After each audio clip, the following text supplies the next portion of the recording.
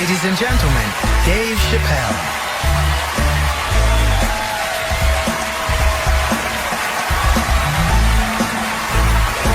Thank you.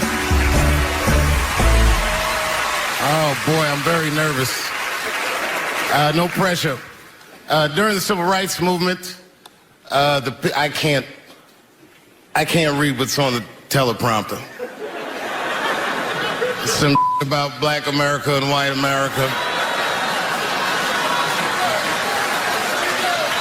There's black Americans and there's white Americans. We're all one America. So if you don't mind, this is not live, is it?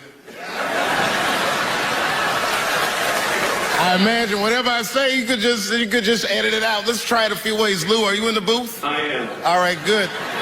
You know what, Lou? Let's just play around with it and see if we can get it right and get this clip package on, and then let me go home. All right? You got it. All right. All right. Count me in. 5, 4, 3, 2, 1. Wu-Tang. I'm just with you, Lou. Let's do it again. We're gonna do it again. We'll get it right. Here we go, Dave. 5, 4, 3, 2. You know, when I was a comedian starting out in Washington, D.C., right here in this city, 1988, I'll never forget this. It was a comedy club owner that banned profanity from his comedy club. He said it offended his audience, and this was a cause of major concern for all the comedians in the circuit. And we all called a meeting, and we had the owners come, and it was the club owners, and it was the comedians. It was the classic labor dispute.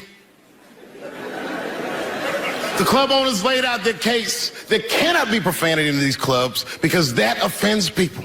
And there's a comedian who's still a good friend of mine to this day. He lives right here in Washington, D.C.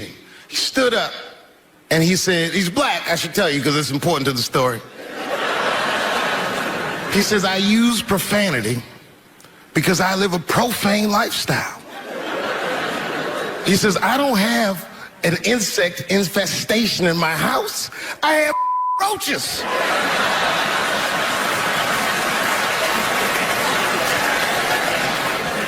My favorite comedians are like musicians, and the audience is their instrument. And the music they make is your laughter. And that's the laughter that I scored my entire life to. So now, some of my favorite American comedic composers. Thank you. When I lose my job, I lose my man. Treats me like a dog. He called me a dog. Yes, he did. What did he call me? An old dog. Sometimes I wished I was a dog and he was a tree. When you stop and think, football's a fair sport for my people. Only sport in the world a Negro can chase a white man and 40,000 people stand up and cheer him. See, in my neighborhood, the kids have a kind of a dubious reaction to that whole Santa Claus concept. They just don't believe that a white man will ride a reindeer through Harlem after midnight. In truth, white friend, it's you that all look alike.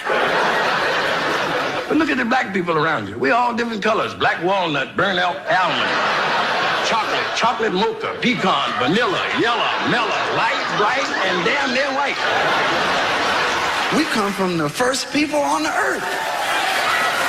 You know, the first people on the earth were black people. We the first people had thought, right? We was the first one to say, where am I? And how do you get to Detroit? I think maybe like 30 years ago, there was a woman that wanted to sing, and a black lady that sang opera that wanted to sing. What was her name? Mary Anderson. And this place was like segregated, and they couldn't sing there. And here we are, like not even 50 years later, a 22-year-old black man on stage getting paid to hold his. God bless America. I gotta go now. Y'all take it easy. Bye-bye.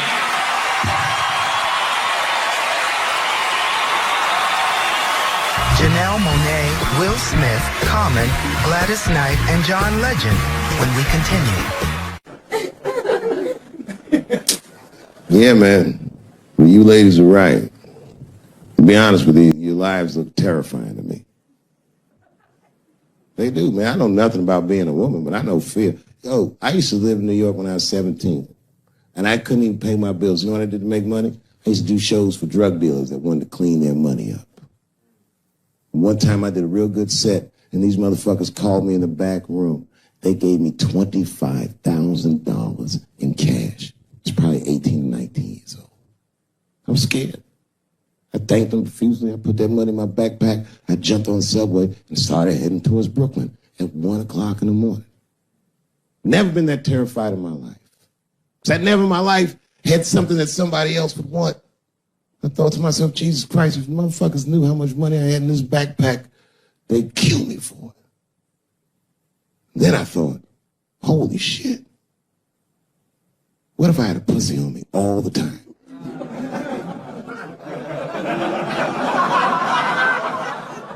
That's what women are dealing with. I'm gonna tell you right now. It's real talk. If them same drug dealers gave me a pussy and said, put this in your backpack and take it to Brooklyn, I'd be like, nigga, I can't accept this.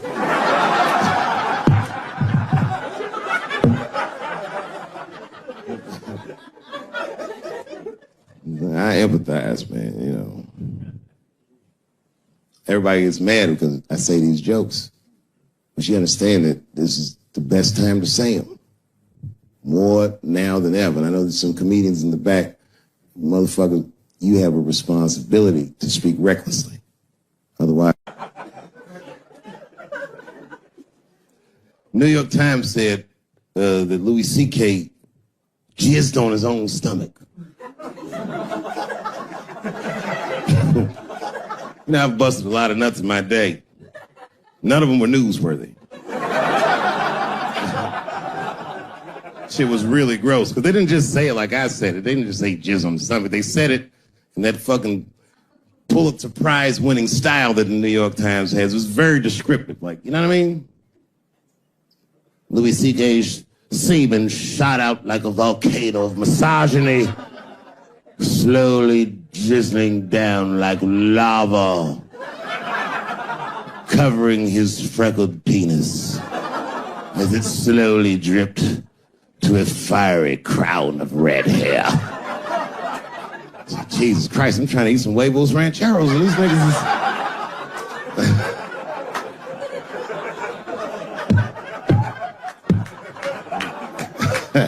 And you know, the tough part, being a comedian, knowing the motherfuckers, everybody comes up to me like, did you know?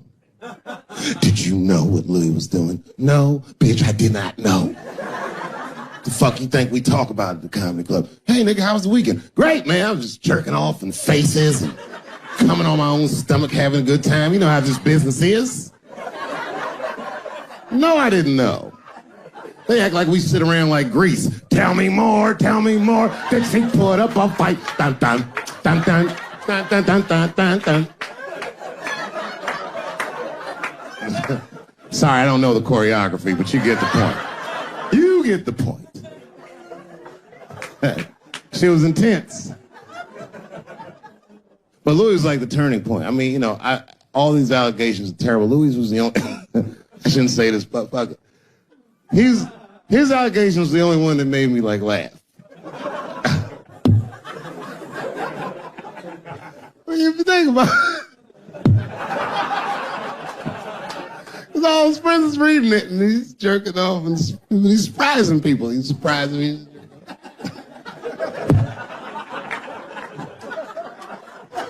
I just picture all the comics in comedy just reading it like, what?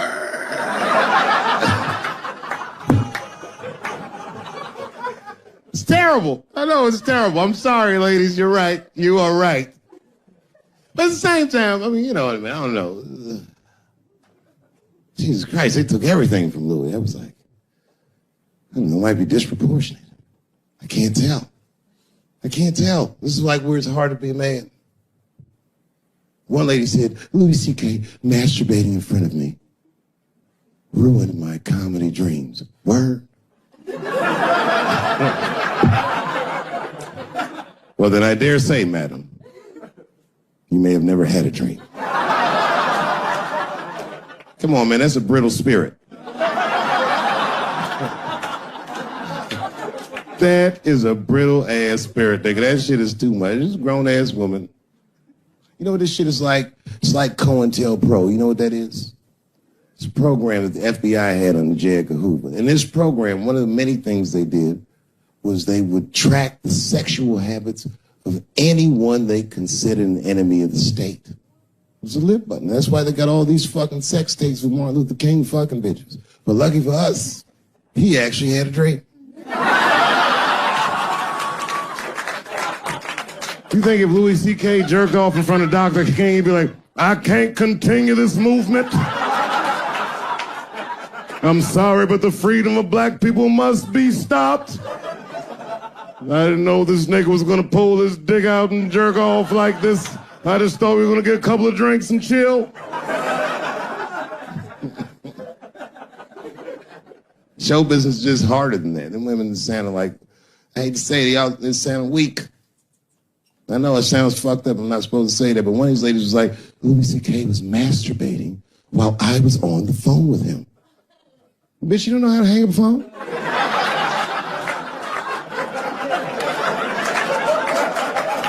How the fuck are you going to survive in show business if this is an actual obstacle to your dreams? I know Louis is wrong, ma'am. I'm just saying I'm held to a higher standard of accountability than these women are. Don't forget who I am. Don't forget what I am. I am a black dude.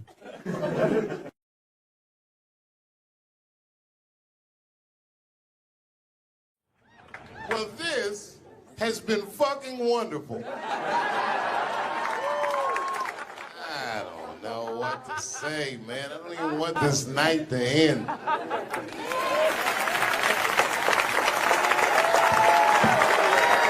I promise you, whoever cares the most, I care at least as much as them. I know what I got, because I lost it all. I gotta tell you something, and I don't talk about it often. Have you ever worked all your life for something and have it not work out? That happened to me. It was tough. Think about it. I was gone for 12 years. It's not a little bit of time. It was hell. I watched other niggas that I knew become very famous. I watched the world go on without me. I mourned the loss of it. And after a while, I didn't care. Coming back was terrifying. I understand what I am. I really do. More than anybody. Like when they write about me in history, I'll be dead reading it like, yeah, I knew they'd say that. They say that a person can't dream of a face they've never seen. Can't believe that's true. But it's probably true. Boy, I got a long bank of faces. 32 years, I could close my eyes. I could think of any night. There's so many faces. Every night, most nights, they're all looking up, smiling. You have no idea what the world looks like from there. All different races, all different colors, all different kind of beliefs, just looking at me, smiling for 32 years, night after night.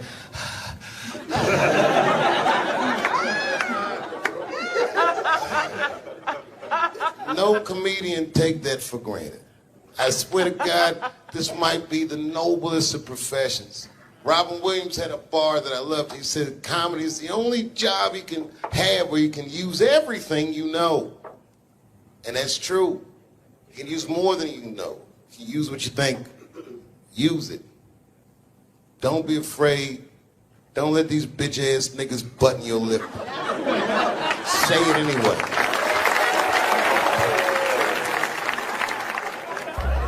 I first became aware of Dave Chappelle right around before the first Nutty Professor, because I was supposed to play that role that he played. And then I kind of saw him, and I was like, hey, that guy, right, that kid would be funny playing that role. I try to be peaceful, but now it's time for Reggie to karate-size your ass. Woo! Dave is so much smarter than everyone. Like, Dave is one of the most, maybe the most intellectual comedian ever. It took us 400 years to figure out as a people that white people's weakness the whole time was kneeling during their national anthem.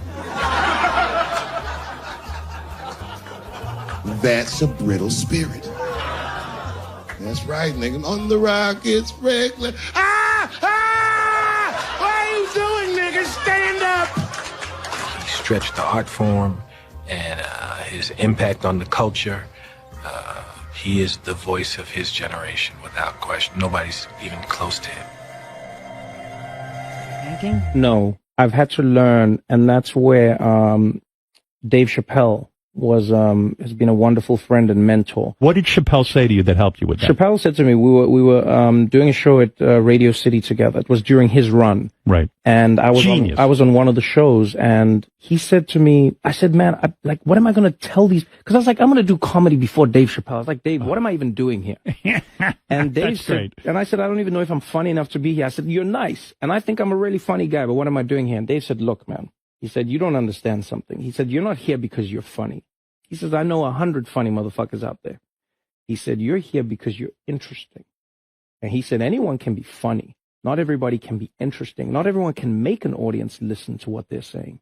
Not everyone has a wealth of life experience that makes people want to know what they have in their minds. And so that changed my perspective on silence. And so now, if I can hear that an audience is listening, I'm engaged. Well, that is a great piece of advice, not only for comics, but for anybody. Right. Because, wow, the thing that I love about Chappelle, and you just identified it, is he will go. He's interesting. And he is an interesting guy. He's the most interesting man I've ever met. That's what makes Dave Chappelle. Many people are funny. There's a lot of funny stand-up comedians all over the world. Yes. But what makes Dave Chappelle is that he is interesting. It's how he sees the world between the jokes. But all jokes aside, Kevin Spacey shouldn't have done that shit to that kid. He's 14 years old and was forced to carry a grown man's secret for 30 years. Jesus Christ, he must have been busting at the seams with that one. The saddest part is that he was able to carry that secret for 6 more months. I would get to know how House of Cards ends. Loved was, I can't believe that I've been in this business long enough that we're like the older guys now. And it always blows my mind that I'm like 5 years older than Dave Chappelle, because he was already a made guy when I came in. So I always look at him like he's got 10 years on me, or 15. And, just when I watch his act, I'm like, this guy's clearly been doing this a good couple of decades longer than me. And the reality is, I think he's only been doing it like 6 years longer than I have or something like that. He's fucking amazing. And what I love, too, is just he's that same, with all that's changed, everybody getting offended, all of this fucking crap, how you get in trouble, he hasn't changed at all. He's just like that same guy that I saw way back in the day when I used to go to the Boston Comedy Club and watch him go on at like 2 a.m. and just start murdering at 2 a.m. And I remember I used to always sit there going, how do you do that? How are you that funny at 2 a.m. in front of a crowd that gave up on the show like an hour ago, and they're tired and they just want to go home? That second he steps on stage, boom, he just starts fucking killing. Dave's a beast. Dave's a beast, man. That's the only man that puts a little fear in my heart. I'm like, okay, it's real. What's he doing? Do you watch him? Watch him? Totally. You study? Totally. I got Chappelle. I got an app. I follow him. I'm like, my man Prince Paul always says, competition keeps you in condition. True. So yeah, that's my man right there. The other real special shout out I gotta make, because none of this would have been possible on any level without this person, is my mother. Mom.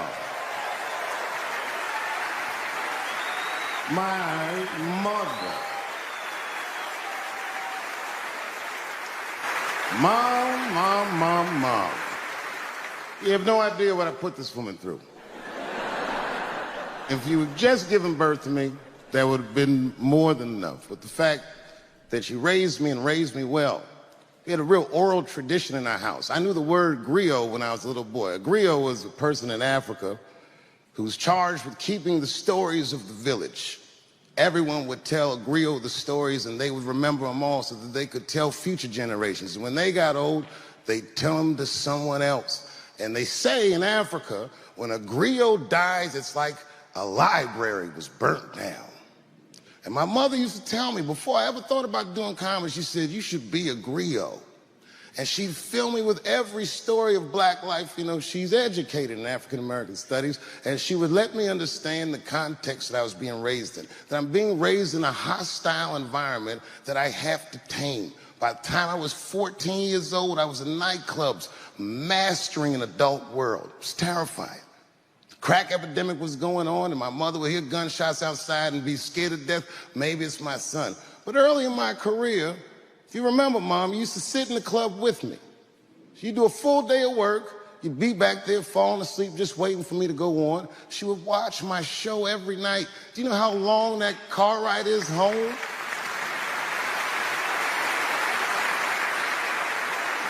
How many of you have ever heard your mother say, pussy jokes were a little too much tonight, son?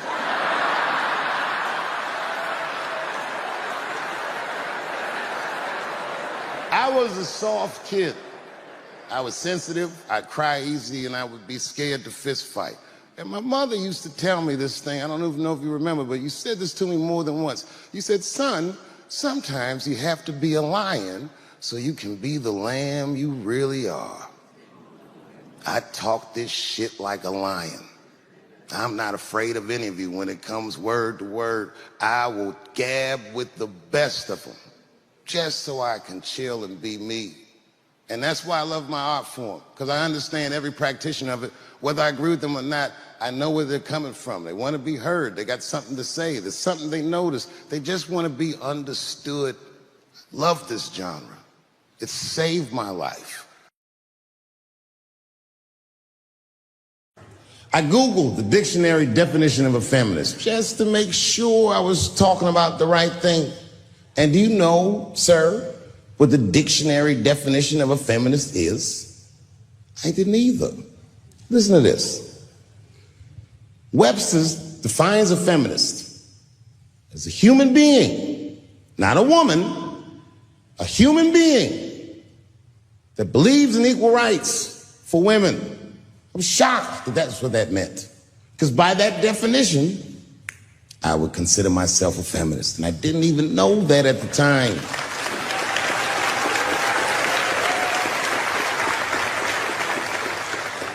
All these years, I thought it meant frumpy dyke.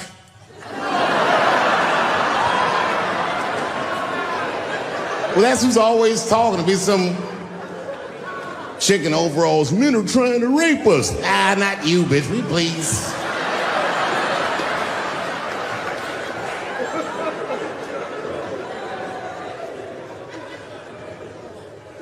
I know, look, listen.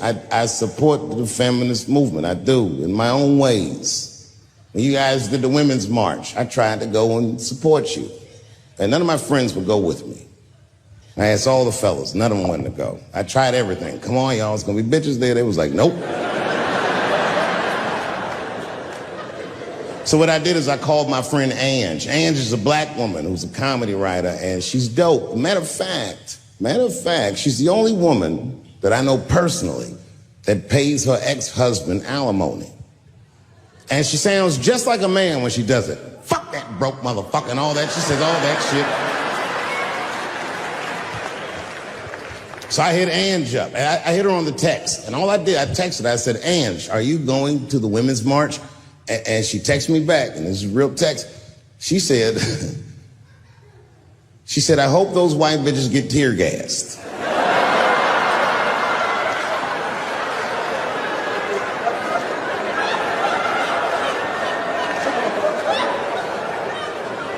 There's a problem in that feminist movement, isn't there? From its inception in America, there's always been a racial component. When Susan B. Anthony was having that meeting and Sojourner Truth's black ass showed up. Read your history books. All them white women asked Sojourner Truth not to speak. They didn't want to conflate the issues of women's rights and slavery. But you know how black bitches are. Soldier and Troop went up there anyway.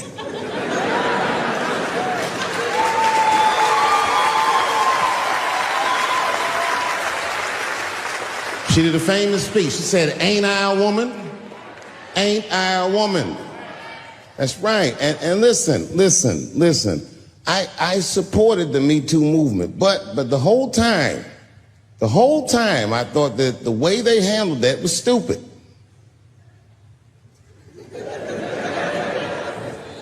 It was white. It was like they were doing shit like going to the Golden Globes, and all of them would be like, "Let's all go to the Golden Globes and wear black dresses.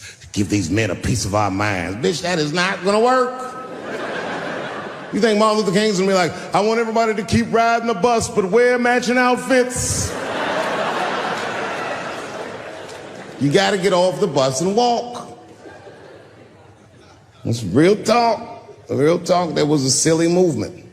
"I want everybody to wear a crocheted pussy hat so they know we're serious." What the fuck was y'all doing? And then I said something about it in one of my specials, and all these women actresses came after me. I said, "Man, fuck y'all too. You canceled. I ain't jerking off to none of your pictures again."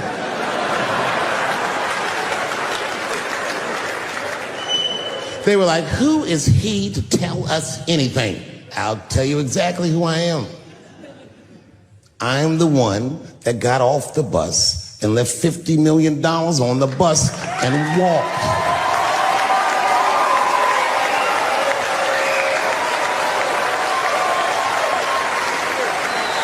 I agreed with these women. I just didn't agree with what they were doing about it. Right. No, it was annoying as fuck.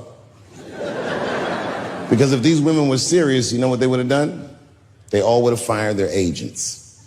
And they would have went to the mailroom of one of these big agencies and found a woman that was busting her hump in there and said, "If you want to talk to us, then you have to talk to her."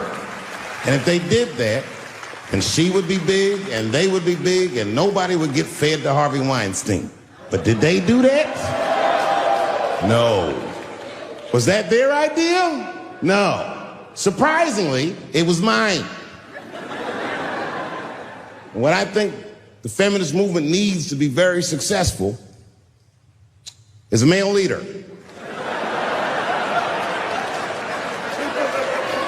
I'll do it. I will. I will lead you women to the promised land. I will make sure you get equal pay for equal work. I will make sure that nobody harasses you or fucks with you on the job. I will protect all of your interests. And all that I ask for in return is that you suck my dick. And now we're right back to square one, aren't we?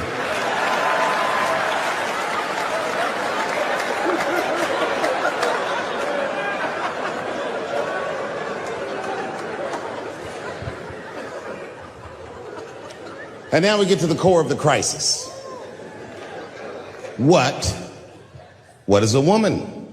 What is that in this day and time? Is there even such thing as a woman or a man or anything? Seems to be a question nowadays. Now listen, women get mad at me. Gay people get mad at me. Lesbians get mad at me. But I'm gonna tell you right now, and this is true. These transgenders, these niggas want me dead. I've gone too far. I've said too much. And I gotta tell you, I'm very worried about it. I'm not even joking. Every time I come out on stage, I be scared. I be looking around the crowd, searching for knuckles and Adam's apples to see where the threats might be coming from.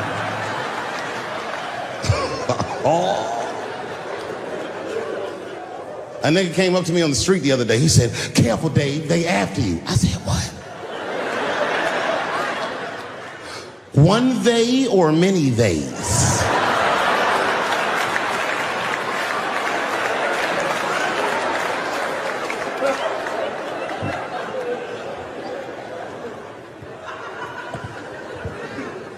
Before I even say anything about that community, you must know, and I hope you all feel the same way, I am not indifferent to the suffering of someone else.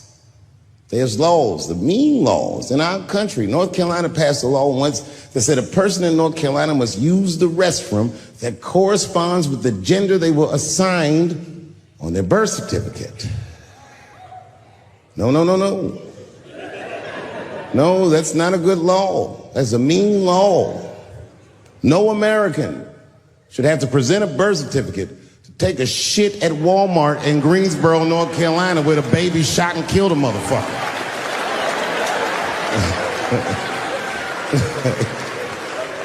You have to ask yourself, if you're thinking about it, who are these laws designed to protect? Like, let's say they designed this law to protect me, my interests. Transphobic comedian Dave Chappelle. And let's say that I'm in Walmart doing a little shopping with my family. Now, I should tell you, if that ever happens in real life, you should know that my dreams didn't work out. But let's say something goes horribly wrong, and there I am in Walmart with the poor whites rummaging around for mediocre goods and services.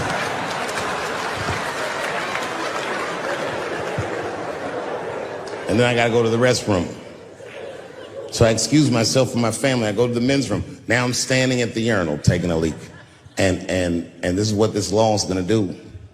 And suddenly, a woman walks into the men's room. I'm gonna be like, that's strange.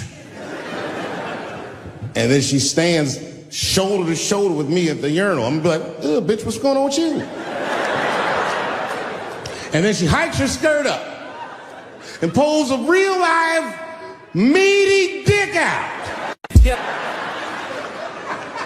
And what do you think I'm gonna say? Thank God she's in here with me. At least now I know my family's safe.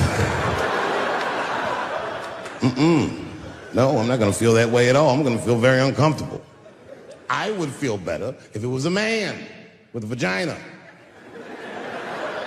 that backed up to the urinal next to me.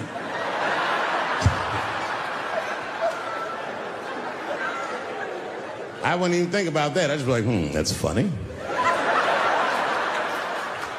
This guy is peeing out of his butt for some reason.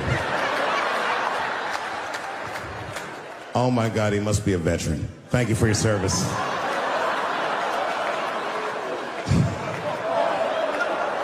I don't care what your religious beliefs are or anything. If you have a dick, you need to shut the fuck up on this one. Seriously.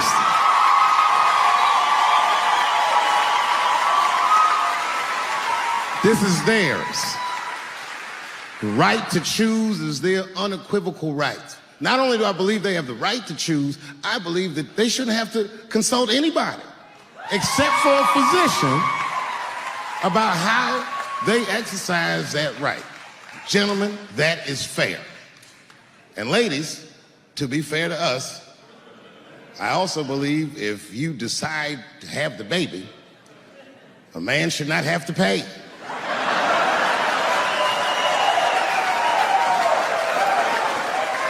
That's fair. If you can kill this motherfucker, I can at least abandon him. It's my money, my choice. And what I think the feminist movement needs to be very successful is a male leader.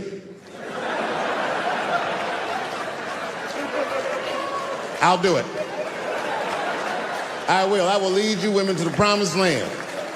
I will make sure you get equal pay for equal work. I will make sure that nobody harasses you or fucks with you on the job. I will protect all of your interests. And all that I ask for in return is that you suck my dick. And now we're right back to square one, aren't we?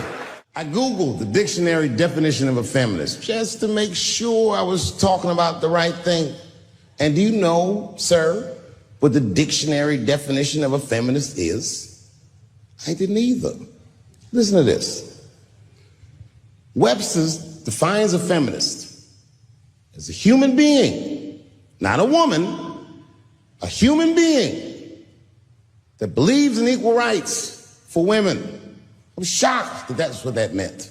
Because by that definition, I would consider myself a feminist, and I didn't even know that at the time.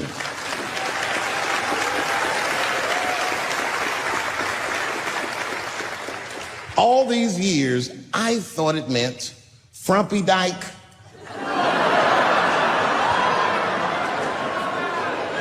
Well, that's who's always talking, to be some chick in overalls. Men are trying to rape us. Ah, not you, bitch. We please.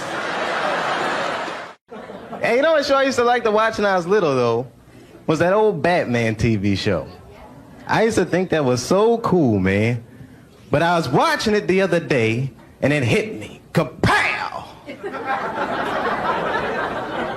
Batman never fights crime in neighborhoods that need it. You know what I mean? Oh, really, man. I mean, I would like to see Batman fight crime in my neighborhood, all right? And I could see him, they just... Robin. Yes, Batman. Didn't we park the car right here, man?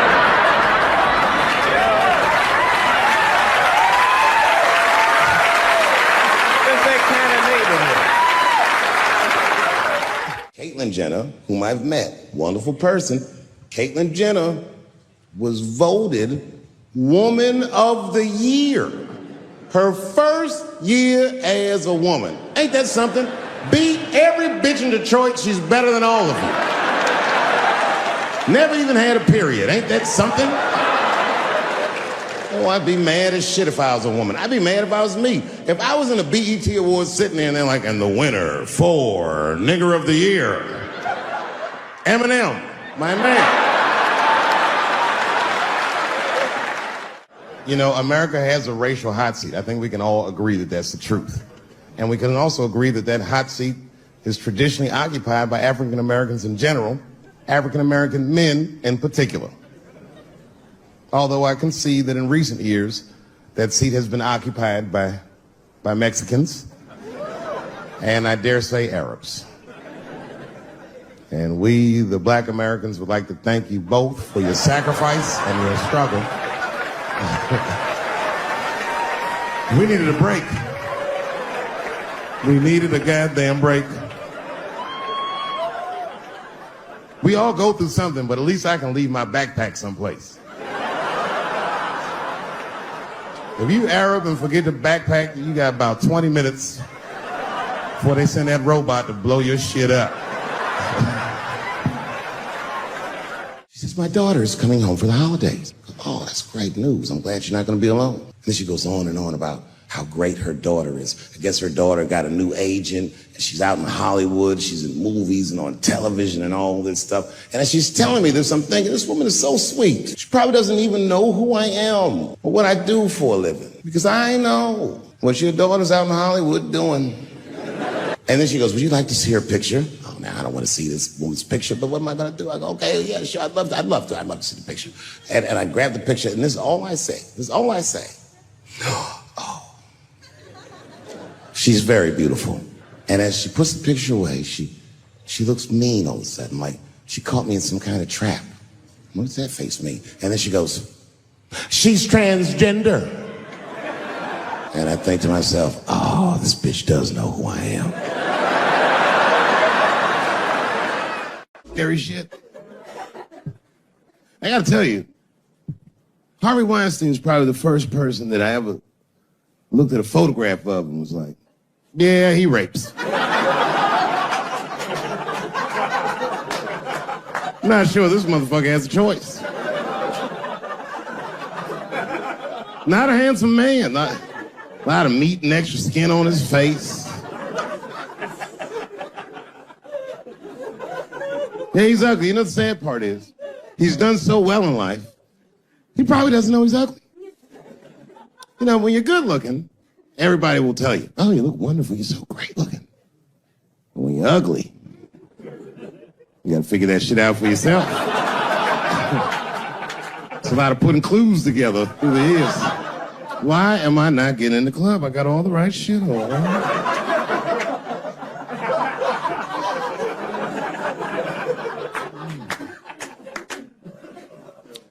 It was Brad Pitt doing that shit, you wouldn't have heard a peep. The girl would just come back down like, I got the part.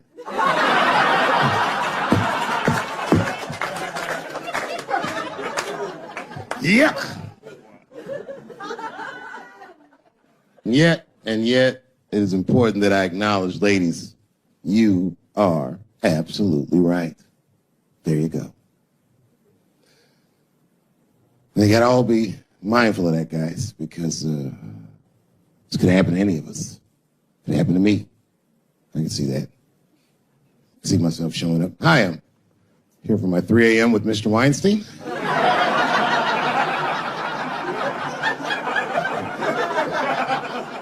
Hey, Harvey, I got your text. I'm here to talk about the script.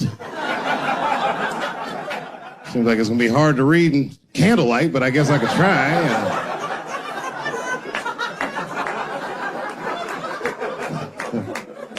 Sound like a fucking nightmare. Could you imagine that shit? Could you imagine if you was in a business meeting and a motherfucker pulled their dick out? In the middle of the meeting, I'd be like, yo, my man, this is the most unprofessional shit I've ever seen in all my days. Just let me finish, Dave Chappelle. I'll put you in all 3 Lord of the Rings.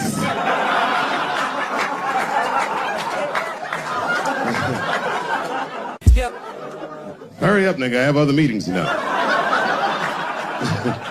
have a 4:30 a.m. at Brett Ratner's house.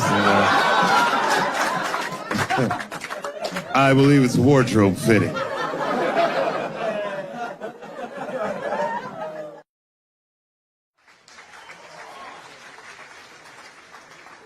All right, here's the story.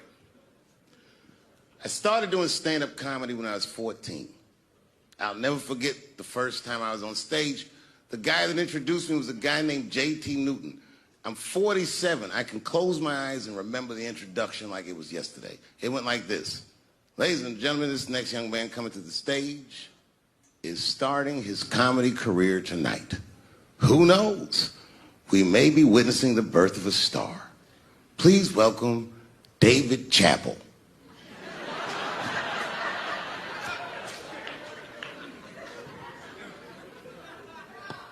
From the first time that I ever held a microphone, I was sure this was it. I knew I was home. I knew I had found my thing. And my God, man, I was a child. I got good. Matter of fact, I was good from the moment I started. And I'm not saying this to be a braggart. I'm telling you the truth. These old niggas was in awe of me. How is this little boy so poised? They used to say.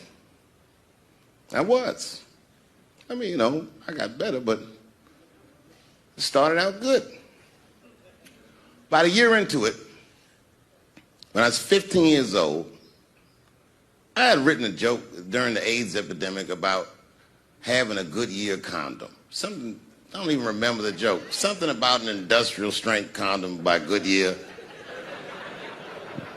I just remember all the comedians really liked that joke. And there was an older comedian. And he came to me one night after the show, after he saw the joke, and he said, listen, I got an audition at another comedy club, and I was wondering, do you mind if I do that joke? I just want to borrow it. Now, I'm a kid. I don't know any better. I'm like, borrow it? Well, I guess, sure, if it'll help your career. I let him do the joke. And then weeks later, I was waiting to go on in a comedy club, and he went on before me, and he did the joke. And after the show, I pulled him aside, and I said, hey, man, I don't mind you borrowing my jokes, but you got to give them back. He said, oh, I forgot to ask you. He goes, let me buy that joke from you for $50. And I said, man, I'd do it, but I'm just starting out. I need all the material I can get. The idea being that the more material I can accumulate, the faster I'll be able to make money for my work. I said, I can't do it. I want my joke back. I'll never forget this. Remember, I was a 15-year-old child. This guy was a grown-ass man.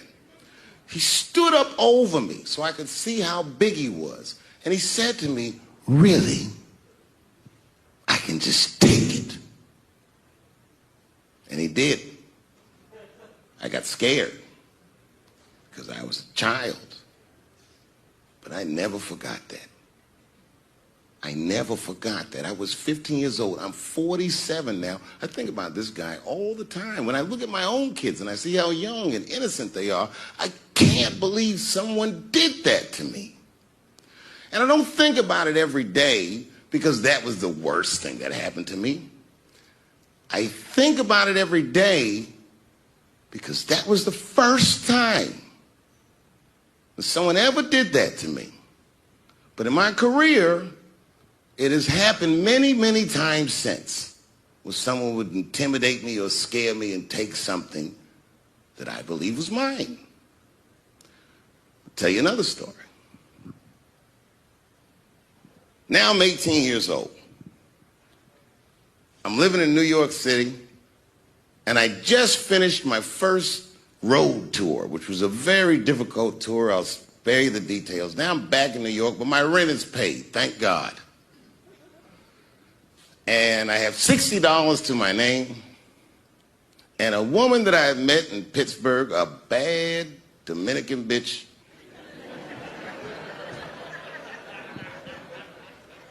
was coming to New York. She was going to spend the weekend with me.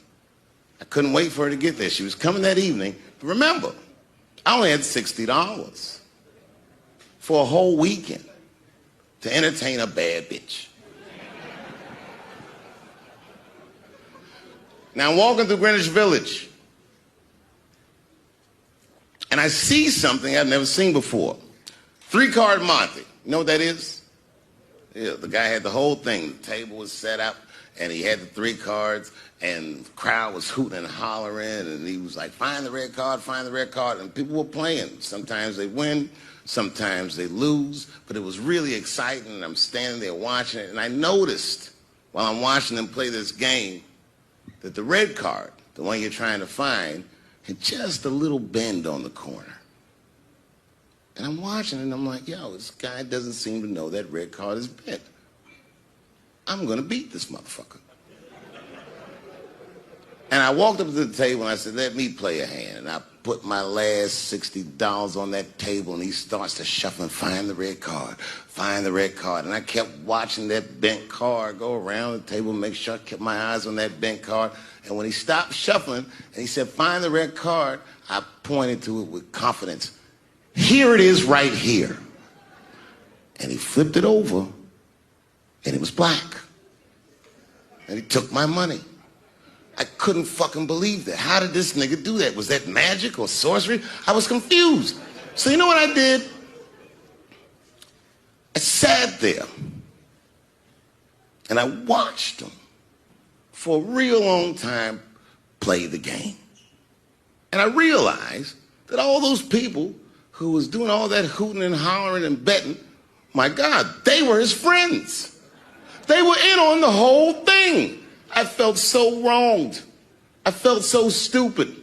And then the next sucker came up to the table and was about to put his money down. And I said, fuck that, man. Don't put your money there. All these niggas is in on it. It's a trick. And when I said that, the guy that was dealing, and this motherfucker was huge, snatched me up by my collar. Feel how strong he was when he grabbed me. I was a skinny little guy. And he was going to maul me. The only reason he didn't, I'm sure, is because he saw the fear in my face. And that fear, he looked at me. I saw his eyes go from hard to soft. He softened. Then he looked at me like the way a father would look at a child. And he said to me, young man, don't ever come between a man and his meal. I never forgot that either. Most niggas would have to run the streets for years to learn a lesson that profound. It took me 2 seconds. Never get between somebody and their paper. Taking a man's livelihood away from him is akin to killing him. Do you know why Prince, the famous rock star that was a friend of mine, do you know why he called himself the artist when he came back? He calls himself the artist because that's what they call us in our contracts. Oh, these contracts are crazy. You should hear the terminology they say in these contracts. To use your name and likeness in perpetuity throughout the universe. Who the fuck could possibly know what that means? Nobody does. It's so complicated, in fact, that when you're a kid like me, you have to hire somebody to tell you what that means. And you sit down at a table and you do the contract game. And that's how I got with Comedy Central. I signed the contract. But I signed the contract the way that a 28-year-old expectant father that was broke signs a contract. I was desperate. I needed a way out. And it wasn't good money and it wasn't good circumstances. But what else am I going to do, I said. And all these white people sitting at that table told me, trust us, Dave, it's a good contract. And I looked around the table and they all seemed to agree it was a good contract. But what if it was like that game of three-card Monte? What if they were all friends and I didn't know it? And the bag of money was Iceberg's money in the first place. What was I talking about? What was I trying to tell you? Last week, 2 weeks ago, whenever it was, I call Lauren Michaels and I tell him, okay, I'll do it. I'll do Saturday Night Live on election night. And the day I made that phone call, the day I committed to it, it gets announced that Netflix is streaming Chappelle's show. Not just Netflix. HBO Max is streaming it too. I'll tell you another story about HBO. No, hear me out. Did you know, before Chappelle's show was at Comedy Central, I pitched that show to HBO. I told them what I wanted to do. Now, these are executives. All they have to do is say, yeah, we'll take it, or no, thank you, we won't. But they didn't say either of those things. They went too far. They said, literally, what do we need you for? That's what they told me, as they kicked me out of the office. What do we need you for? And here we are, all these years later, and they're streaming the very show that I was pitching to them. So I'm asking them, what do you need me for?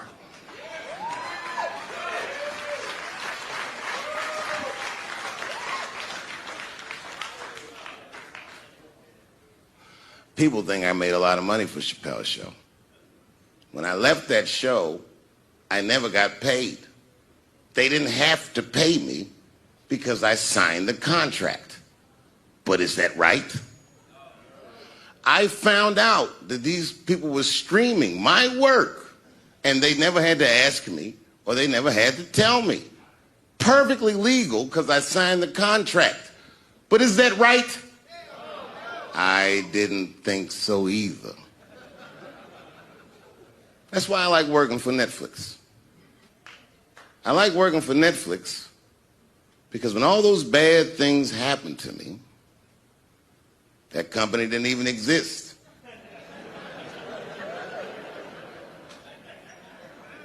And when I found out they were streaming Chappelle's show, I was furious. How could they not know? So you know what I did? I called them and I told them that this makes me feel bad. And do you want to know what they did? They agreed that they would take it off their platform just so I could feel better. That's why I fuck with Netflix. Because they paid me my money, they do what they say they're gonna do, and they went above and beyond what you could expect from a businessman. They did something just because they thought that I might think that they were wrong. And I do. I think if you are fucking Streaming that show, you're fencing stolen goods. They stole that from me. They just took it. And I'm not up here trying to tell you guys that I believe that Comedy Central gave me a raw deal just because I'm black. I believe that they gave me a raw deal because this fucking industry is a monster. It's the same monster that these Me Too bitches was trying to tell you about. But they hate the monster for how it fucks. And I hate that monster for how it eats. But my God, man, it's the same monster. When I quit the show, all my friends would say, well, fuck them, Dave. Why don't you just do Chappelle's show at another network? Yeah. And why doesn't a slave run from one plantation to another plantation? Because the master over there might be nicer. My God, man, I was trapped. You know what? Tell you the truth. I've even thought about coming back and doing another Chappelle show. Well, but if I do, I can't call it Chappelle's Show because my name and likeness is being used by them in perpetuity throughout the universe. It's in the contract.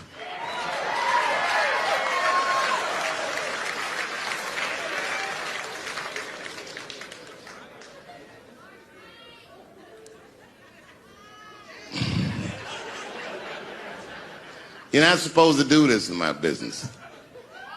I'm up here doing something that nobody else in this business has the balls to do. I'm telling you something that you need to know. I'm trying to explain to you what you're seeing. You don't understand what you're seeing. I am publicly flogging a network. And I know that this network niggas, they watching me and they saying, why are you doing this so publicly? Doesn't feel good to be flogged publicly. Oh, believe me, I know. I know exactly how that feels. When I quit my show, they said I was crazy. What was crazy about it? I just didn't want to do it anymore. They said I smoked crack. That's impossible. I was a devout Muslim. I didn't smoke or drink. But I do now, bitch, because you ruined my fucking life.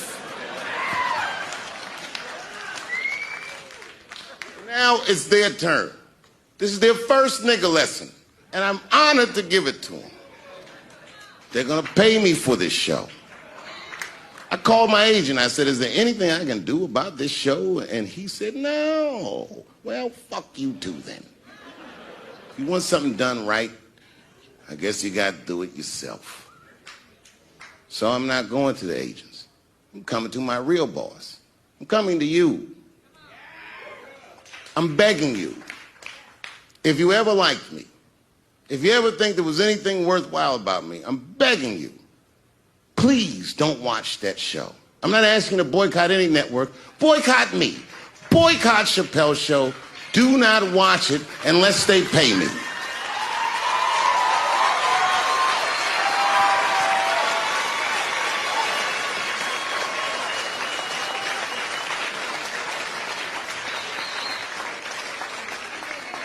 If you're a shareholder at Viacom, then I'm talking to you. Because all that shit that they do to us, well, they do everything for their shareholders. That's what they told me. So if you're a shareholder in that company, tell them it's wrong. And if you don't believe that it's wrong, then fuck you too. You should know what's in the hot dogs you eat. Now, there's probably a bunch of people at Comedy Central and Viacom and all these places that have no idea what I'm talking about. They've all either quit or been fired or got Me Too'd or something. Them niggas is gone. And there's a whole bunch of new young people there, and they're probably looking like, what is he talking about? They may not actually know what the fuck happened to me. So I'll tell you what I'm talking about. Go downstairs to your accounting department, open the books, see what that show made, and look at what you paid me. That's exactly what I'm talking about. You're going to pay me. I am inviting you to come with me and work with me. And let's fight against that terrible, terrible feeling that you made me feel together. We can fight together and work this thing with Chappelle's show out. Or I can just take it. Thank you.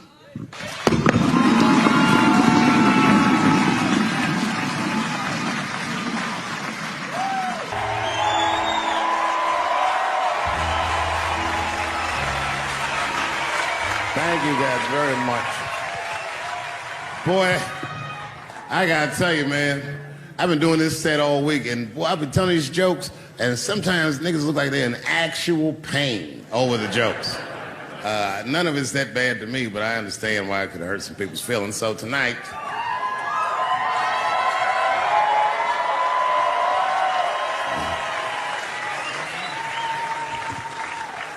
I'm gonna give you an opportunity that I rarely give anybody. I'm gonna let you say whatever it is you need to say to my face, or ask me whatever it is you want to know. But there are no dumb questions allowed. If you ask a stupid question, you'll be asked to leave. Nah, I'm just kidding. Go ahead. Everyone relax. Come on. Oh, yes, sir, in the front. 2 questions. How often do you write? And can I have a cigarette? All right. First, you may have a cigarette, but remember, this is not jail, motherfucker. This lady right here. I have a question. Do you remember this scene? Oh, I do remember that. Ma'am, I'm going to have to ask you to leave. That's a terrible question. This gentleman in the front with the salmon-colored shirt on. I was wondering if you had any advice for young comedians that you generally give, and... Are you thinking of doing comedy? I've never done it before, but watching you has made me want to try it.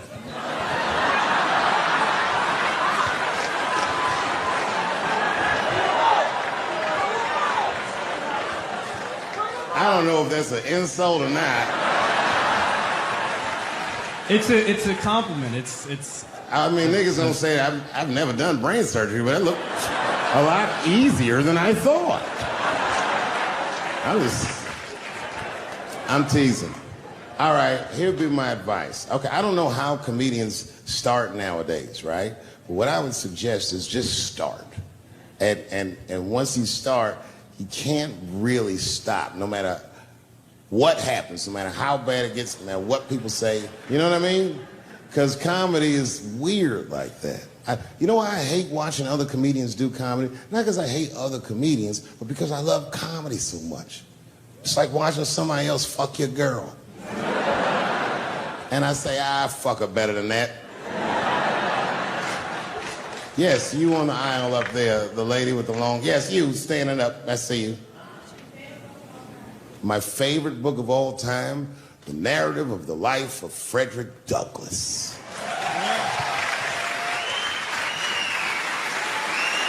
That guy with the baseball hat. Marry, fuck, kill, Michelle, Rihanna, Oprah. Wait, who's Michelle? Oh, Obama. Well, sir, you're putting me in quite the pickle. I can't say I'll fuck Michelle Obama. That's insane. Well, I guess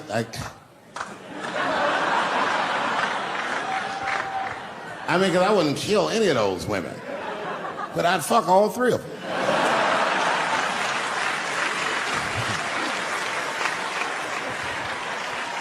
The gentleman in the blue Oxford standing up. Tell us a story with Charlie Murphy. Tell a story about Charlie Murphy? Or your favorite. Boy, there's so many good Charlie Murphys. You know, the thing with Charlie Murphy is he used to just make us laugh all the time. And I used to ask him about all the old Hollywood shit I was curious about. Like when they used to accuse Michael Jackson, I remember asking once, I go, Charlie, do you think Michael Jackson actually did those things? And he said, let me ask you a question, Dave. He said, say it is illegal to fuck women. How long are you staying out of jail? So God bless Charlie Murphy wherever you are. Charlie, I love you. Who do you think is going to win the 2020 election?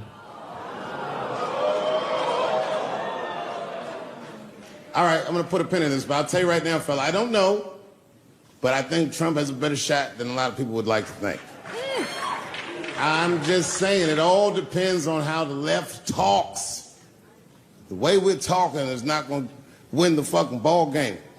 Donald Trump's over there on the right, grabbing handfuls of pussy. Joe Biden can't even smell hair over here. Fuck this side. All right, man, go ahead. Thank you so much for this show. And How old are you? 25. 25? Yeah. Boy, don't let R. Kelly see you. He's gonna pee on you by accident. Oh, my bad. I thought she was 15. Yuck. I'm totally joking. I'm sorry.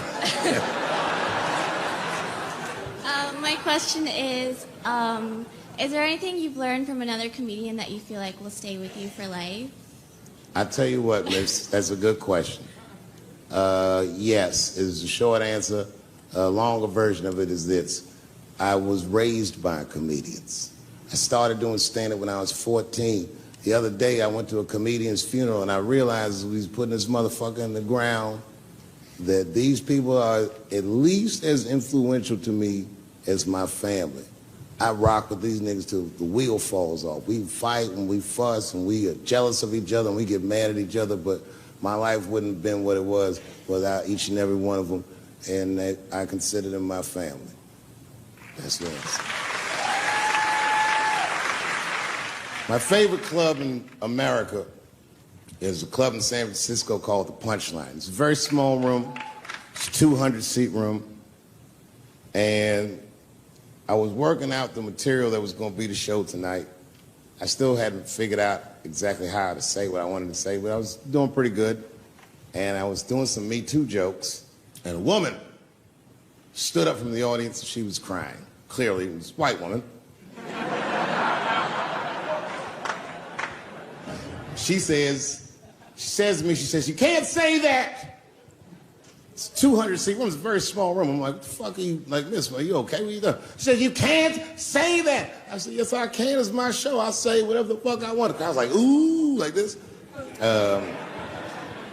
And then she gets up from the table and she starts making a big, like, show of just pushing through the aisles and all this stuff. And there's like a curtain right before the front door. And she gets to the curtain and she's crying. It's fucking crazy. She says, I'm sorry I was raped. It's a fucking comedy club. It's like loud farting getting out of an elevator. Nothing funny can happen in here. Now I'm trapped in a room with this woman's fucking stink.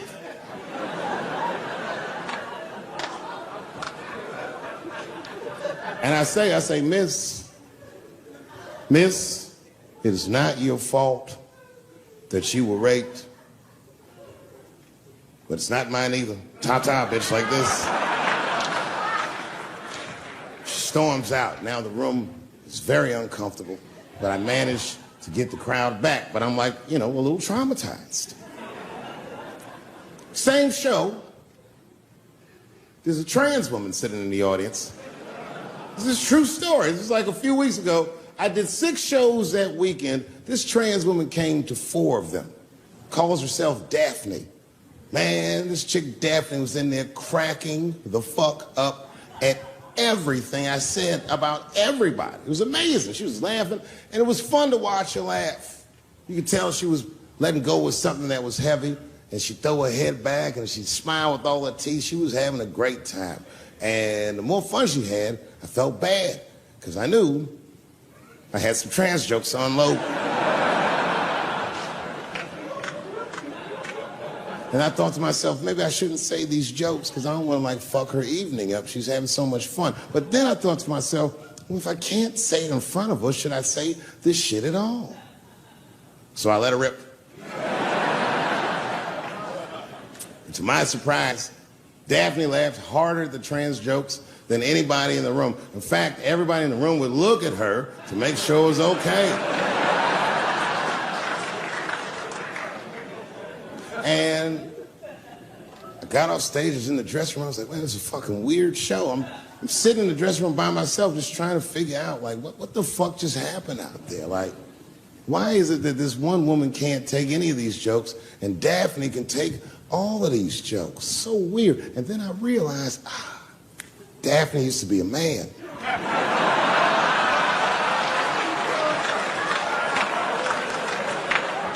So now I go out of the dressing room and like you can see like all the staff is there like cleaning the club up, the audience had gone, and sitting at the bar by herself was Daphne.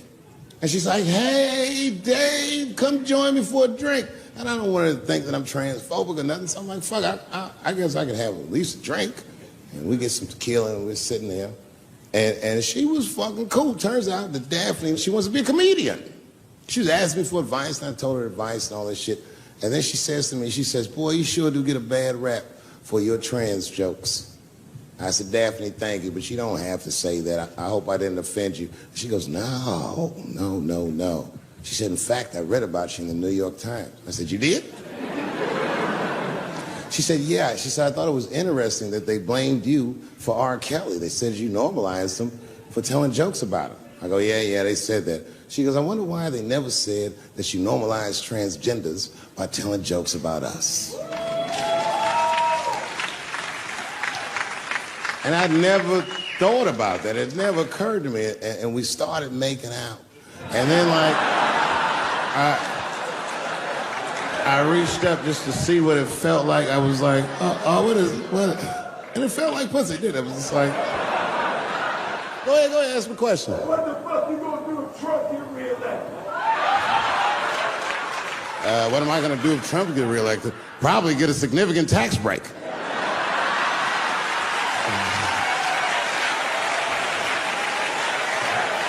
Hey, you wanna know why I don't even talk about Trump in my show? Because that motherfucker is not the hokey pokey. He is not what it's all about. There's millions of people that put him in power, and the ideas that he puts forth are not his own. He's singing poor white people's greatest hits. So why the fuck would I worry about him and not the other millions? I really know who I'm gonna vote for next time if things keep going the way it's going is that gay dude. No, Mike Pence.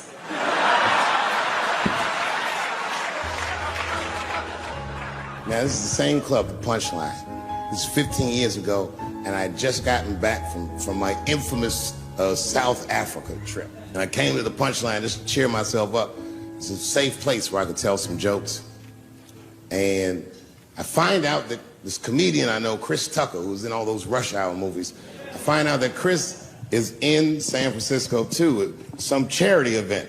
So I call him, I'm like, yo, I just saw you at some charity event. I said, I'm doing a show at the Punchline. Why don't you come by the club after your event? And he's like, cool, Dave. I thought you was dead, nigga. I'll come by.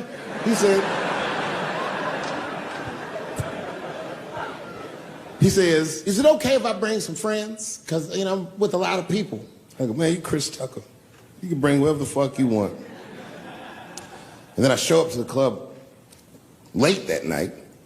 I walk into the dressing room, and sitting in the dressing room is Gavin Newsom, who at the time was the mayor of San Francisco, but now he's the governor of California. And sitting next to him was Kamala Harris, who at the time was the DA of San Francisco. Now she's the senator from California that's front-running on the Democratic ticket. And sitting next to her was Al Gore. It's fucking weird. And sitting next to Al Gore was the guys from Google, Sergey, and I don't know how to say these. All right. And it was Chris Tucker and Ben Jealous, who at the time was the president of the NAACP, who was all just at this big charity dinner, and Paul Mooney was drinking scotch. And we all was just in there. And, you know, first I was a little uncomfortable when we started talking, and we all got along really well. At some point, Kamala Harris says to me, she goes, you know, a friend of mine is announcing his candidacy for president tomorrow. I went to college with him. I'm like, what? I go, Barack Obama? She goes, you've heard of him? I'm like, yo, I just read about this dude. And she goes, yo, yeah, blah, blah, blah, we talking. She goes, you know what? She says, let's call him on the phone. I said, what the fuck? And she picks the phone up and she dials and she's listening like this. And she goes, this is voicemail. And she gives me the phone. She goes, leave him a message. You know, I didn't know what to say. I just said what you say to any black dude that's running for president. You know, stay low, running a zigzag pattern, this kind of shit.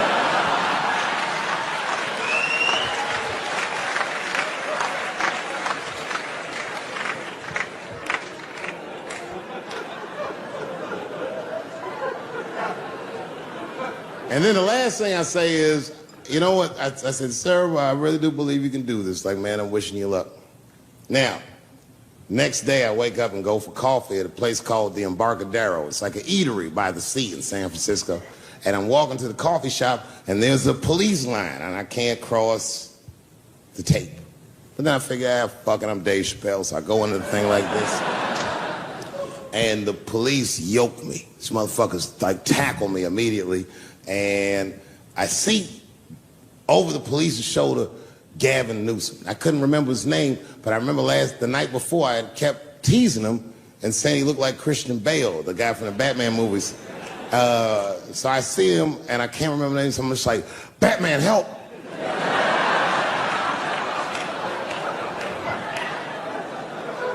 And he stops, he's like, Dave? And then the police see that the mayor knows me, so they all like, oh, sorry about that. And he's like, hey, back up, everybody. And he just picks me up. He's like, I'm really sorry about that. I'm like, I'm fine, don't worry about it. And he's like, listen, I'm here with Prince. Would you like to meet him? I'm like, I know Prince. That's my nigga. And we go around the corner, and it was Prince Charles, the Prince of England. I didn't know the protocol of meeting royalty. You're not supposed to touch him. I dapped him up like a nigga. My nigga. Just hugging him and shit like this, dapping him up. Like this. And that nigga was cool too. That was really fucking weird. And then I was just out there in the upside down, not having no TV show, trying to figure life out. And the election was going on in the background. And this guy, Barack Obama, was picking up steam. This motherfucker was killing it. And I had a chance to go to the last debate on the Democratic ticket, and I went. It's me and Chris Tucker sitting in Myrtle Beach, South Carolina. It's the last three candidates. It was Barack Obama, John Edwards, and Hillary Clinton. Now, Obama's a lot taller than Edwards and Clinton, and he had the center podium. And at one point, they're all on stage, and they start fussing, and Obama goes, look, none of us are perfect, like this. And his hands was like this, and there was light shining behind his head, and the other two candidates was looking up at the nigga, and I was sitting in the audience like, this nigga looks like Jesus.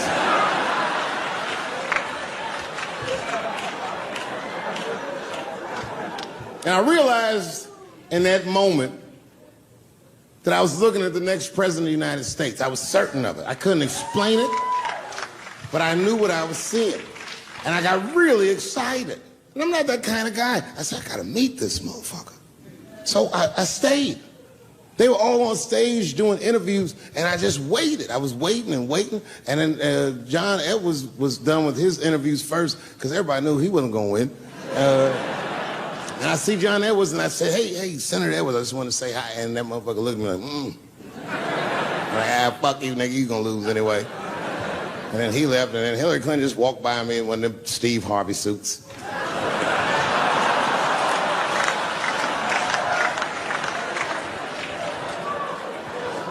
But Obama was taking forever. Everybody wanted to talk to him. When I knew the media saw exactly what I saw, there was no question about it. That was the guy. I waited and I waited, and finally, it must have been over an hour and a half, he finishes his last interview. He's like, man, thank you very much. Good talking to you. And he turns around, and we make eye contact. He sees me, and when he sees me, he looks over, he goes, Dave Chappelle. And Obama did me the same way I did Prince Charles. He dapped me up. And he like bro hugged me, and he pulled me in, and I'll never forget this. He said in my ear, I got your message. Thank you very much, New York City. I am not saying that to say that trans women aren't women. I am just saying that those pussies that they got, you know what I mean? I'm not saying it's not pussy, but that's like beyond pussy or impossible pussy. You know what I mean? It tastes like pussy, but that's not quite what it is it? It's not blood, that's beet juice.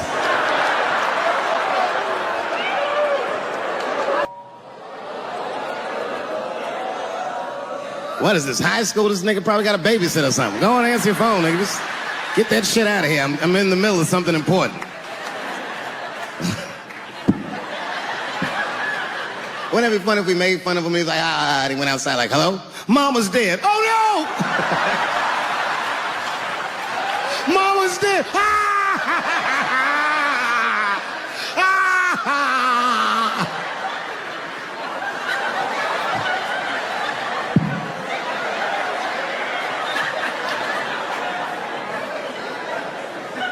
That was a weird timed phone call, wasn't it? It's like his phone is gay. But I can't say the word faggot. And she said, because, David, you are not gay. I said, well, Renee, I'm not a nigger either.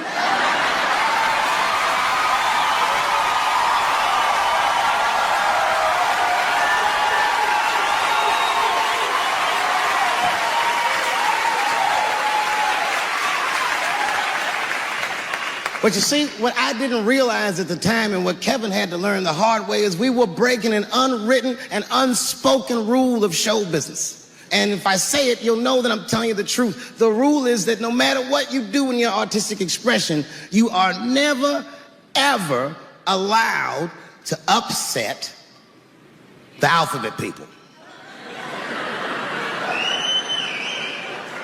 You know who I mean. Those people that took 20% of the alphabet for themselves. I'd say the letters, but I don't want to conjure their anger. It's too late now. I'm talking about them L's and them B's and them G's and the T's. People be surprised. I have friends, all kinds of letters. Everybody loves me and I love everybody. I got friends who are L's, I got friends who are B's, and I got friends who are G's. But the T's hate my fucking guts.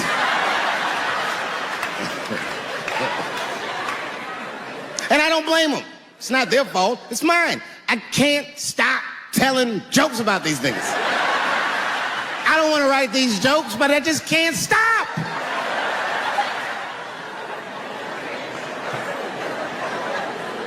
You know, you hear all those letters together all the time. LBGT, LBGT. And you think it's just one big movement. It's not. I would think to say that because they know we know the law. Every black dude in this room is a qualified paralegal and shit. He knows the law. I mean, if one of us even start to do something wrong, an old black man will pop out of nowhere. Nigga, don't do that. That's 5 to 10. Watch out. Well, we know the laws and the penalties. Guy Chip didn't even know he couldn't race. I'm not saying I don't like police. I'm not saying that. I'm saying I'm just scared of them. Nothing wrong with that. Sometimes we want to call them too. Somebody broke into my house once. It's a good time to call them, but I don't. The house is too nice. It ain't a real nice house, but they never believe I lived in it. Oh, he's still here. Oh my God. Open and shut case, Johnson. I saw this once before when I was a rookie.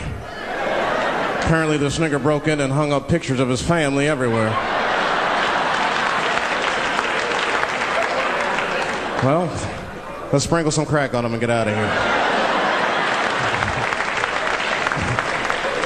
Motherfuckers are just taking it too far. I don't know why or how everybody got this goddamn sensitive. You know who hates me the most? The transgender community. Yo, yeah, these motherfuckers. I mean, I didn't realize how bad it was. These motherfuckers are really mad about that last Netflix special.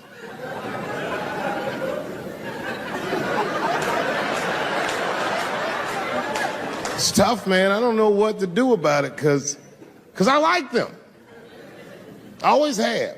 Never had a problem with them. You know, just fucking around. As a matter of fact, I think I make fun of everybody. And, I mean, as a group of people, they have to admit, it's kind of fucking hilarious, man. I'm sorry, bro. It's like, I've never seen somebody in such a hilarious predicament not have a sense of humor about it. They're born feeling like there's something other than they're born as, and that's kind of funny, you know? I mean, it's funny if it's not happening to you. It's like that white black bitch that's in the news all the time. Rachel Dolezal. She's a white woman, but then she dressed up like a nigga and shot her way up to the very top of blackness. And I always wanted to meet her just so I could understand. I just wanted to like have dinner with her so I could just look in her eyes and call her a nigger to her face. The fuck is that bitch talking about? I identify black. That is trans talk, lady. Stop biting. Stop biting. There's a big difference between her and a trans. The difference between her and a trans is I believe transgenders. I don't understand them either, but I know they mean what they say. Them niggas cut their dicks off. That's all the proof I need. I've never seen somebody just throw their dick away. Don't need it.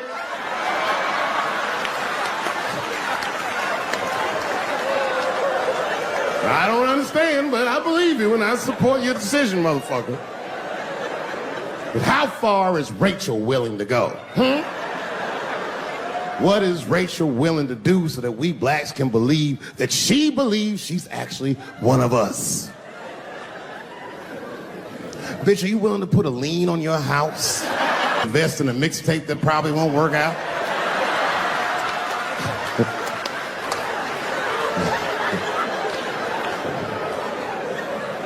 She didn't even change her name. Didn't even change her name. Her name is Rachel. I can't believe in that name. If you want my support, you're gonna have to change your name to the blackest shit I've ever heard. Bitch, you're gonna have to change your name to Draymond Green. I don't know a blacker name than that. That shit is black on paper. If you type Draymond Green into Airbnb, that shit will log off automatically.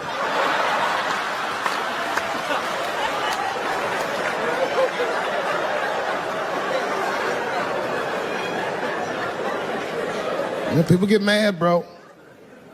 People get mad about everything I say. I was doing a show. I was in Portland, Oregon. And I was checked in a hotel under the name Charles Edward Cheese.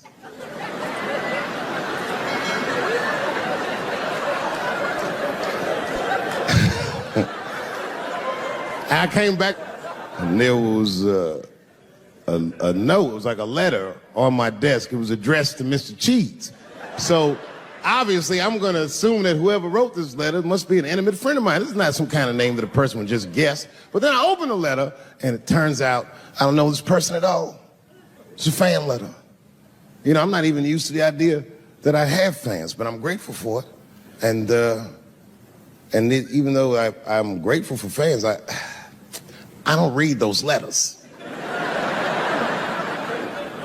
It'd be nice if I did, but realistically, it's like, what am I, Santa Claus, nigga? I don't have time for this. Like, got shit I want to do. I'm trying to chill. Read all these dreams and wishes from strangers. But I read it. I'd already opened it. So I just read the whole letter. And you know what, man? Whoever wrote this letter truly loves me. I mean, they were really fucking nice in the letter. And then they described to me what it was like to come to the show, how excited they were, how much fun they were having. And then they said that when I got to my jokes about transgenders, that they were, quote, devastated. Because it turns out that whoever wrote the letter was transgender. Now, I'm going to be real for a second. You got to understand, I never feel bad about anything I say up here.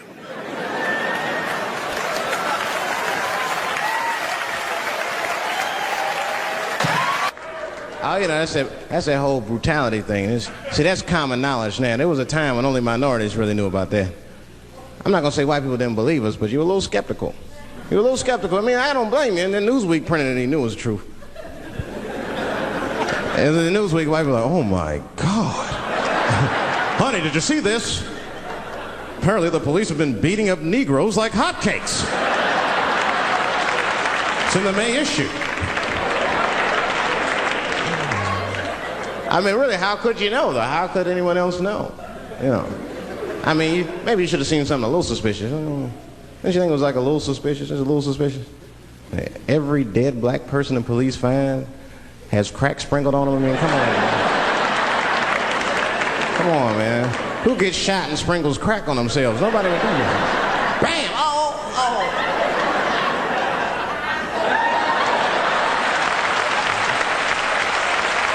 I don't want to leave no mysteries.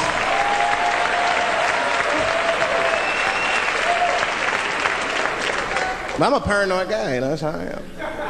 I'd be scared to call 911 for anything, even if it's like a fire or anything.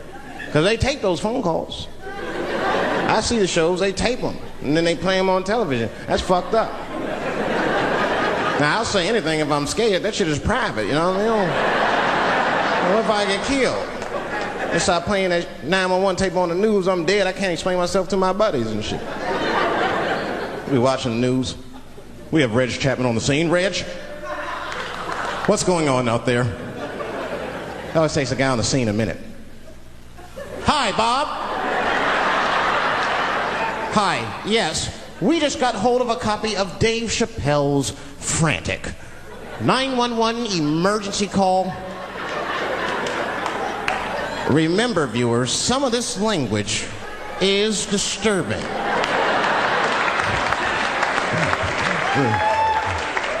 Hello, emergency. Help! Help, motherfucker, they're coming to get me! Just calm down, sir. Where are you? Oh, I shit on myself. I can't stop crying. They play that shit 30, 40 times a day. All my buddies will be at my funeral looking at me. You know Dave shit on himself right before I saw it on the news. Died crying like a bitch.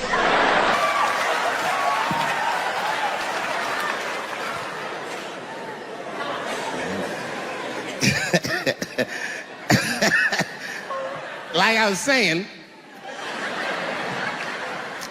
my guess is the G's are driving that car. That makes sense to me, because there's white men in the G's. And these people are trying to get around discrimination and oppression. And you know how white dudes are. We know these roads. In fact, we built these roads. The rest of you buckle up. We'll get you to where you want to go. So the G's are just driving the car. Of course, next to the G's in the passenger seat is the L's. Everybody likes the L's, except for the G's.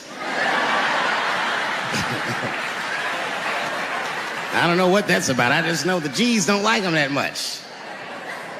And the G's always say like little subliminal digs on them. It's unnecessary shit. It's not mean, but you know what I mean? They just be like, I wouldn't wear that. The only thing that breaks the tension between the L's and the G's are the B's in the back seat. That's right, there you go. Everybody scream out when you hear your letter.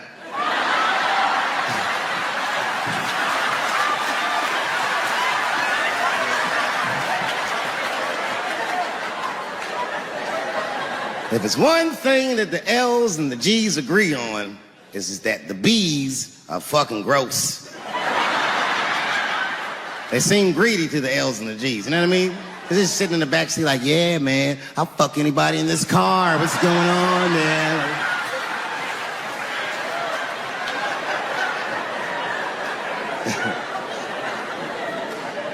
And sitting next to the B's all the way in the back seat by themselves, looking out the window. That's the tease. Everybody in the car respects the tease, but everyone also resents the tease.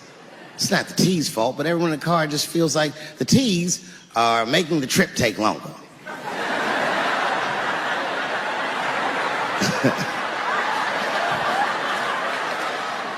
Anything the tease say gets on everybody's nerves. And then the tease don't even say anything bad. They should be in the back talking to himself. I'm hot. Shut up. Shut the fuck up, okay? Just roll the window down, you bitch. I don't know what you... What? Just said I was hot. Can you pull over at the next exit? I need to use the restroom. There is not a restroom for you for 4 states, nigga. Will you just shut the fuck up so we can get where we're going?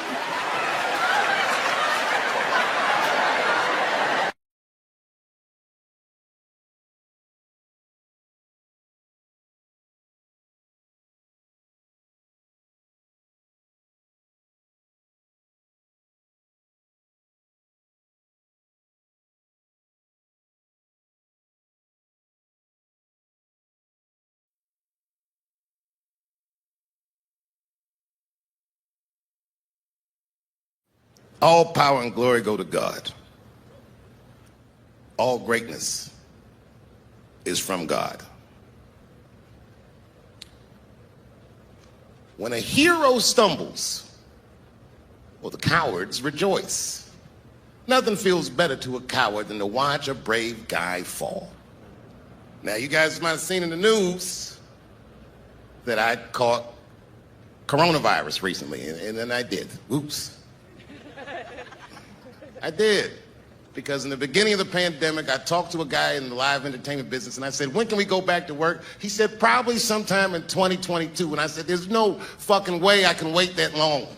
And I just tried to find a way that I could work. You see what we've been doing. All of you who had to endure this invasive test and wear these masks just so we could be out and hang out and be together. I tried. And after all these months, after doing all these shows, God damn it, my number was up, and then I had the Rona. Oh. Cowards rejoice at a time like this because they're so invested in being afraid. And when I said I had the coronavirus, the overwhelming majority of people wished me well. Said, we hope you get better, take care of yourself. We don't want anything bad to happen to you. But there was a faction of people, the cowards, who said, you see that, Dave Chappelle? That's why we stay inside where it's safe. And we never try anything. Well, enjoy yourselves, motherfuckers, because I'm better now.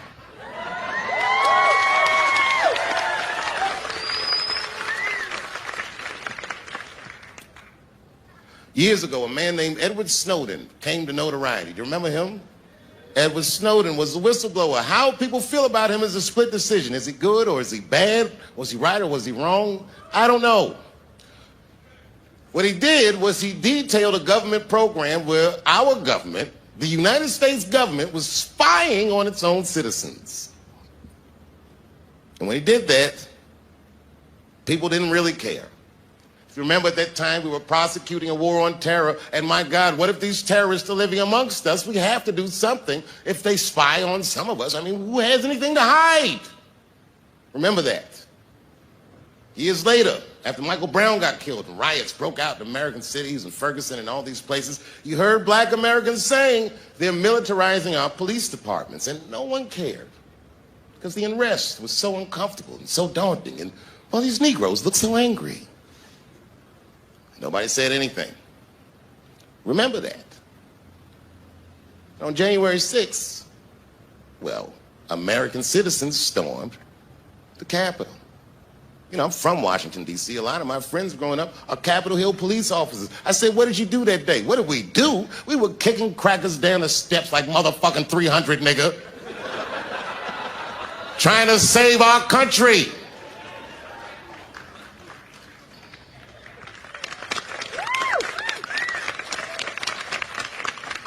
Watch the tapes. Watch that crowd that told Colin Kaepernick he can't kneel during a football game, try to beat a police officer to death with an American flag. Look at that shit. Take that nigga lesson. Take this nigga lesson. What was Edward Snowden talking about? Who is the terrorist now that they're looking for? It's you, not me, not my black Muslim ass. It's you. Who are they militarizing the police for? They didn't call the National Guard on my black ass. It's you.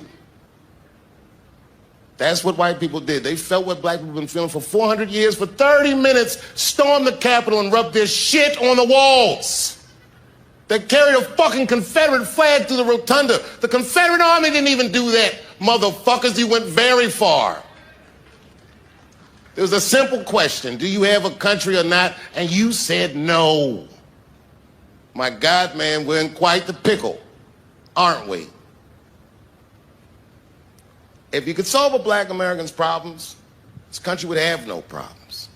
You're so busy talking about pronouns and this, that, and the other, but this is a very basic wrong. They kidnapped us. They brought us here. They treated us like shit. And all the time that they did that, they were afraid that we would do what you would do in the same situation. But did we storm the halls of the Capitol and rub our shit on the walls? Well, of course not. If that would have worked, we would have tried it. I know how to solve my problems.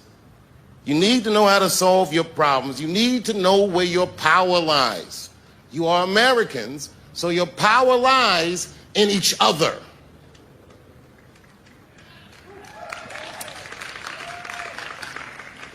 A few weeks ago, I put a special out. I called it Unforgiven. I told people what my beef was with Comedy Central. I never talked about it. I demanded that the network pay me. Many of my peers laughed at me because that's a ridiculous thing to demand. They said, well, you signed the contract, so what are you even mad about? Here's the thing. I'm very good at minding my own business. And the trick to minding your own business is knowing what is your business. And these people that talk about me, these cowards that rejoice, well, they don't understand what greatness looks like. I never asked Comedy Central for anything. If you remember, I said, I'm going to my real boss, and I came to you because I know where my power lies. I asked you to stop watching the show, and thank God Almighty for you, you did. You made that show worthless because without your eyes, it's nothing. And when you stopped watching it, they called me, and I got my name back, and I got my license back, and I got my show back, and they paid me millions of dollars. Thank you very much. When I took 12 years off and you put me right back on top when I came back, I couldn't thank you enough. You have kept me free. I have not had to do what so many of my colleagues have to do because of you. I have no idea what dicks taste like. This is a very important moment. I want to thank Ted Sarandos at Netflix, the CEO who had the courage to take my show off its platform at financial detriment to his company just because I asked him. And I want to thank Chris McCarthy of CBS Viacom. This guy is younger than me, and like most people younger than me, has an interest in making the past right, and did something that was very courageous. And finally, after all these years, I can finally say to Comedy Central, it's been a pleasure.